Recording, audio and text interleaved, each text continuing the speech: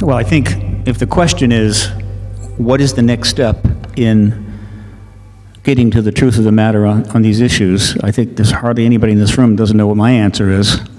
The next step, assuming another nation, major nation, doesn't take independent action, is to maneuver the U.S. government, which in this case really means the executive branch, the President and the Pentagon, into a position where they have to acknowledge and announce the extraterrestrial presence, which is disclosure, the disclosure event. That's all it is. It's not, you know, dumping 4,000 boxes of files or revealing how many condos and Corvettes the Nazis got when they came under paperclip. It just means that there's an ET presence. Now, you know, give us a few moments or a few days to think about what we want to say next. That's all it is. And it's a very simple thing. And because it's a simple thing, with the right moves on the chessboard, you can actually make it happen. And I happen to believe that it's ready to happen, and it can happen this year. And I talk a lot about that a lot. Meaning that the necessary moves to get the President of the United States to cut a deal with the Pentagon so that both sides are relatively happy with how it's going to be done will come in front of the American people and announce ET presence. Now guess what? After that, all hell breaks loose, and a lot of stuff starts getting resolved very quickly. Now, before I comment further, I do want to make two quick mentions here. First of all, I have to say that based upon certainly what we've heard today and what I'm pretty sure we're going to hear tomorrow, I happen to think this is the most sophisticated conference presentation on this subject matter I have ever attended. And that includes my conferences.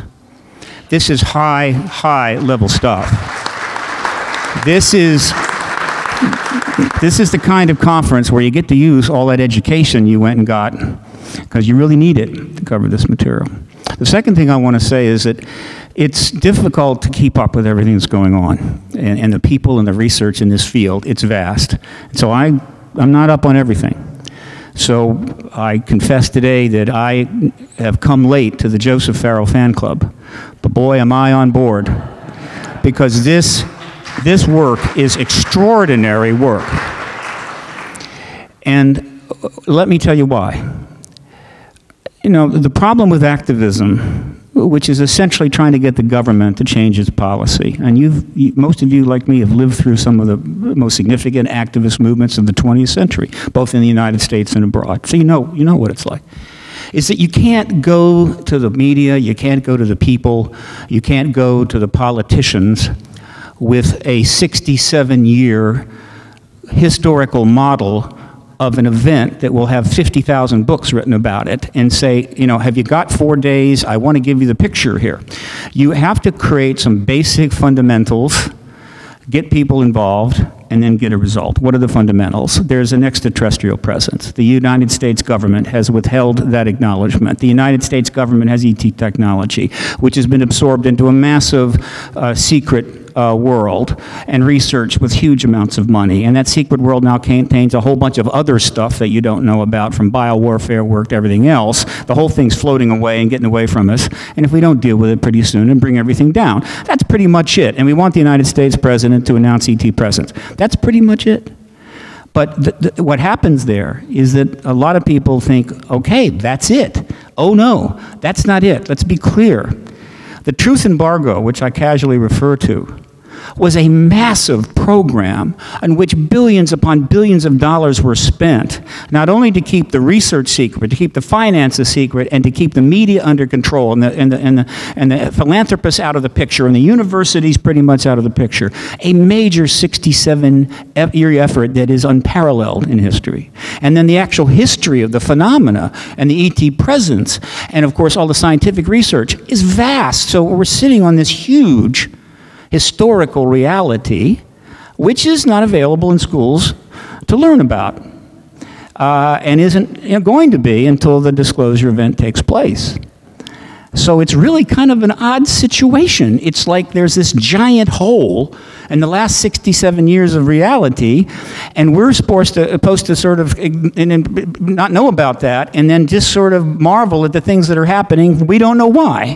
Why did we suddenly end the moon program? Why is the shuttle program suddenly not there? And 100 other things. Oh, well, it's just the way it is. Oh, no, no. It's part of a large picture. Most of the picture just isn't available at your movie theater right now.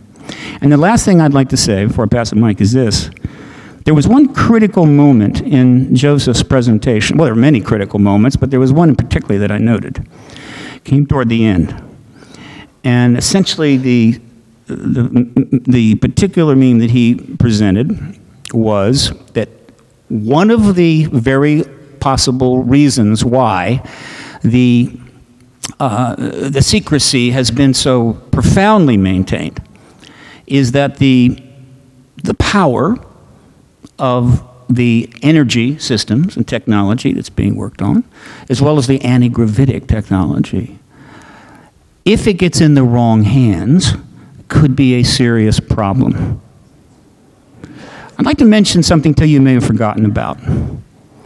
Back in 1991, 92, actually slightly before 91, there were articles which I read, because I was in Washington at the time, that the military was kind of had a problem in that they had been developing a huge range of very sophisticated weapons and were very frustrated that there wasn't a war that they could use them in.